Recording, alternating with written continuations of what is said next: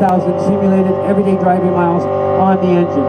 The reason we do this is to make sure that we've got the right horsepower, fuel economy, emissions, overall performance, which in turn allows us to present to you those engines that have the long life, durability, and dependability from the family of Chevrolet small block engines that you've come to expect that have been around for over 50 years. Now, the next test we're going to present for you will highlight our active fuel management system.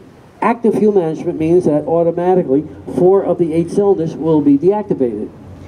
That's because we've got 300, 400 horsepower on our engines. We don't need all that power for just cruising down the highway. It only takes 30, 40, 50 horsepower, believe it or not. So why waste all that gasoline and all that energy? So by deactivating 4 of the 8 cylinders, and it's always the same 4, we're going to be able to see a fuel economy savings of anywhere from 6 to 8%. If you do a lot of highway driving where you may be in that 4-cylinder mode an extended period of time, we're going to save more than that. Now right now the engine is cruising down the highway, it senses it doesn't need all that power, it's going to go to 4 cylinders. But keep on watching it because we're going to switch back to 8 cylinders. What we're doing here is showing you another one of our durability tests where we go 4-8-4-8. Normally this would be 18,000 cycles, but we're just going to show you a few of them. But do me a favor if you would, blink. That's how fast it goes from 4 to 8. It's instantaneous. You don't feel it, you don't hear it, you don't notice it. Really transparent to you.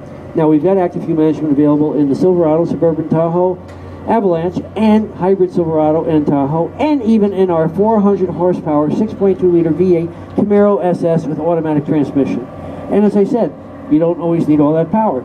So we go right back to our fuel saving 4-cylinder mode, but when you need it, you just press on the gas pedal and we instantly get all that power back again to pass on the highway, merge with the traffic, and I'll show you that dramatically in our next test sequence. But in the meantime, Chevrolet's committed to being gas-free to gas-friendly. And I'll tell you about gas-free in a few minutes. But gas-friendly, active fuel management is one way. Another, this engine is E85 flex fuel capable, as it is in our trucks. And right now we've been getting E85 ethanol from corn. But we're going to start getting it from old wood chips and even rubber tires, old rubber tires. We got mounds of old rubber tires. We're going to be able to convert those. GM's working with some companies to be able to get that. And that's going to help the economy and the environment. And by the way, I lied to you about not noticing active fuel management. You will when you go to the gas station. You're not going to go as often because you're not need as much gas. Remember, 6 to 8% better fuel economy. Okay, wide open throttle test. This is our next one. Watch the tachometer. We're going to go to red line. Watch the throttle position curve. Remember I said that's kind of like gas pedal? So we're going to go pedal to the metal. Now, I know you folks would never drive your own cars this way, right? But we do it for dependability and durability. We want to make sure everything works all the time. We've got lots of other tests that we run as well, though. We've got a thermal shock test. That's where we take our engine, raise the environment, start out just like this, room temperature, raise the environment to about 230 degrees. Want to make sure if you ever go to Death Valley, for example, you're going to be able to get there and get out again. And we're going to do that test 5,000 times in a row.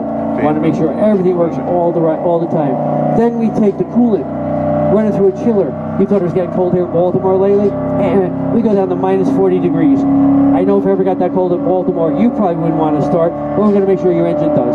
Then you get stuck doing a lot of idling. We're going to idle our engine as well. 6 to 9 months of doing nothing but idling, again, to make sure things work under those conditions. Okay, there we are, wide open throttle, red line. Be here in a few seconds. Remember what I said though, whenever you need all the power, you just press on the accelerator pedal. It's always there for you. When you don't need it, go back to our 4-cylinder mode, and there was red line. Now, Chevrolet committed to being not only gas-friendly, but gas-free. How many of you folks have heard about our all-new electric vehicle, the Volt? Well, glad a few of you have, because we've got it on display for you. Right here is that white vehicle. You plug it in overnight, and that gives you a range of anywhere from 25 to 50 miles on a full charge on the battery.